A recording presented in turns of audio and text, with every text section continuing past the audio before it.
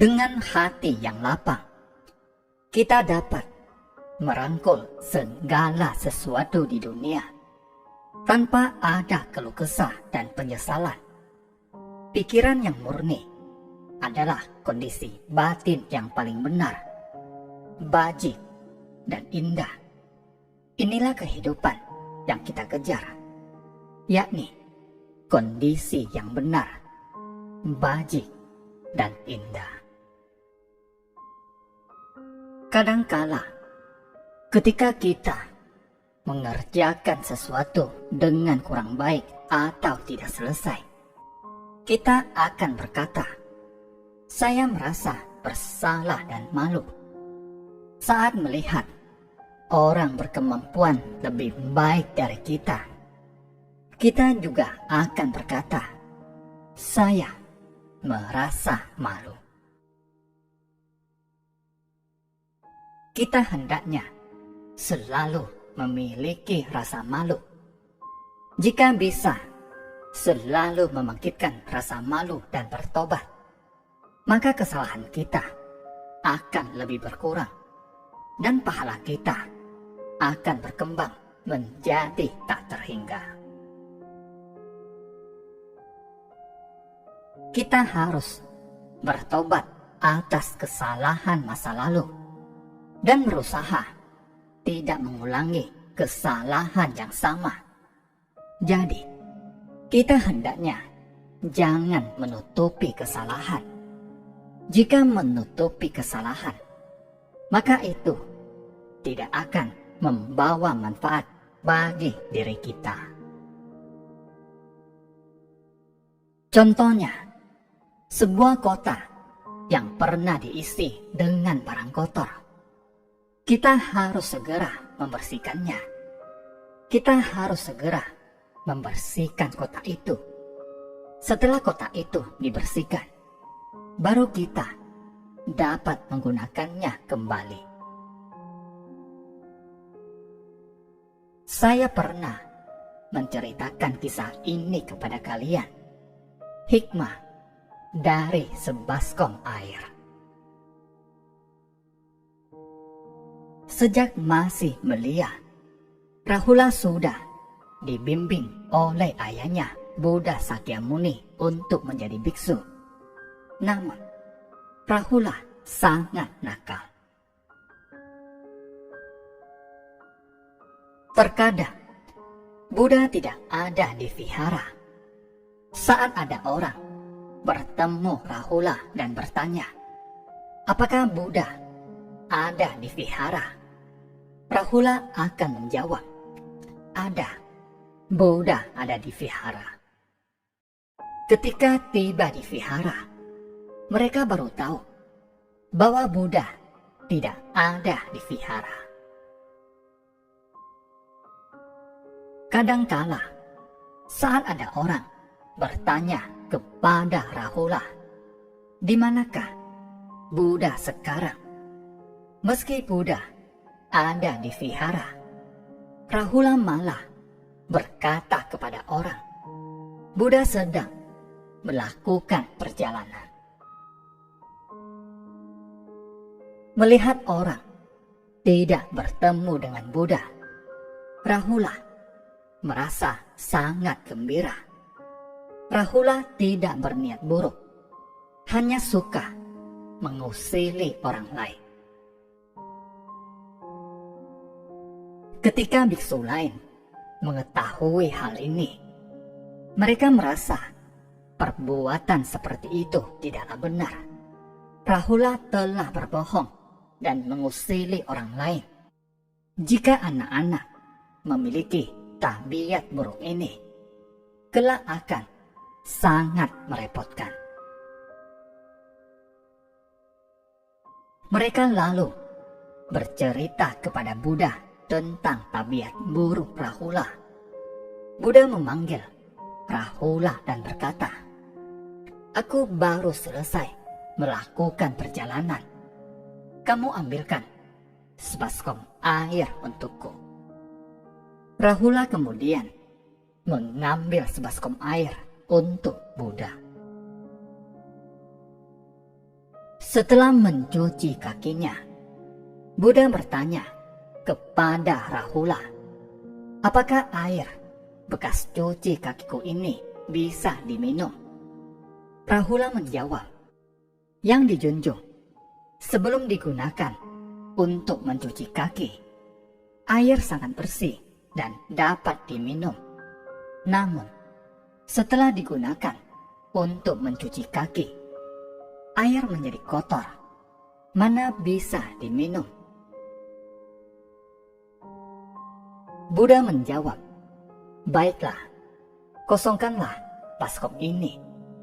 Setelah airnya dibuang, bawa kembali baskom ini. Buddha lalu menendang baskom itu dengan menggunakan kaki hingga terbalik. Buddha berkata, sekarang ambillah air dan tuangkan ke dalam baskom yang terbalik ini. Rahula menjawab, yang dijunjung, jika ingin mengisi air, saya harus membalikkan kembali baskom ini. Benar, sifatmu sekarang sama seperti baskom ini. Sifat hakikimu sangat murni dan bersih. Namun, mengapa engkau berbohong kepada orang? Jika begitu, hatimu menjadi tidak bersih, bagaikan air kotor di dalam baskom itu. Rahula menjawab, namun, aku sudah membuang airnya. Aku ingin berubah. Buddha berkata, iya, namun sekarang baskom ini sudah terbalik. Kau tidak bisa mengisi air ke dalamnya. Ini berarti, jika kau tidak benar-benar bertobat, maka ia tetap tak bisa diisi air, meski baskomnya sudah dibalik kembali. Jika kau tidak sungguh-sungguh membersihkannya, air yang kau tuang tetap tak bisa dipakai. Rahula menundukkan kepala dan berkata kepada Buddha, aku membohongi orang hanya untuk bermain-main. Aku tidak bermaksud jahat. Buddha menjawab, meski begitu, kebiasaan buruk ini telah terkumpul banyak.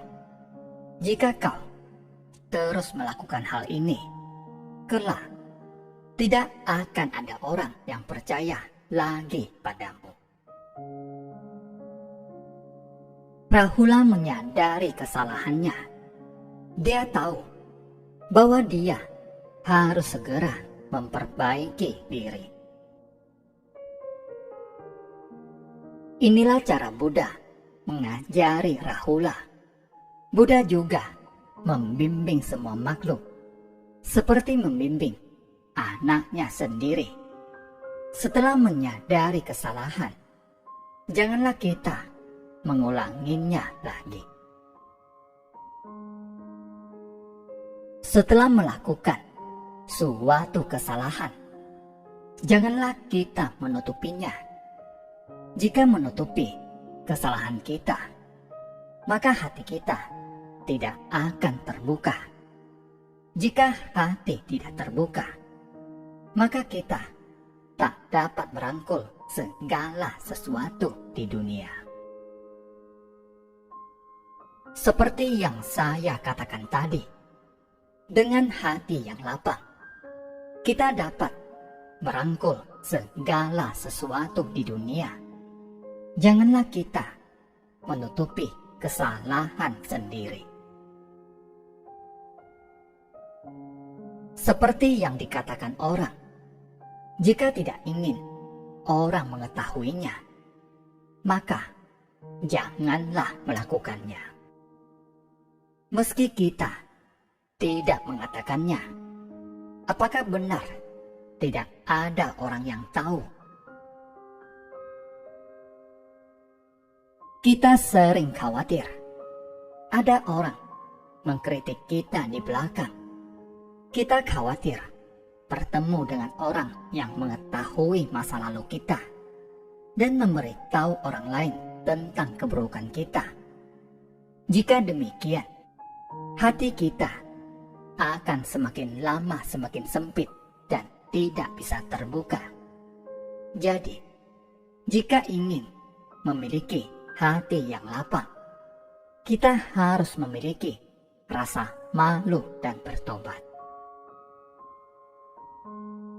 Dengan hati yang lapang, baru kita dapat merangkul segala sesuatu di alam semesta. Selain itu, kita juga harus berpikiran murni agar hati kita bersih dan bebas noda. Kita harus menghadapi setiap orang dengan hati yang tulus dan penuh hormat. Dalam melakukan segala sesuatu, kita harus memiliki sila di dalam hati. Kita harus menjaga sila dan selalu berhati-hati. Dengan demikian, kita tidak akan timbul niat untuk membohongi orang. Inilah orang yang sungguh-sungguh memiliki rasa malu dan ingin bertobat secara terbuka. Terima kasih, semoga bermanfaat.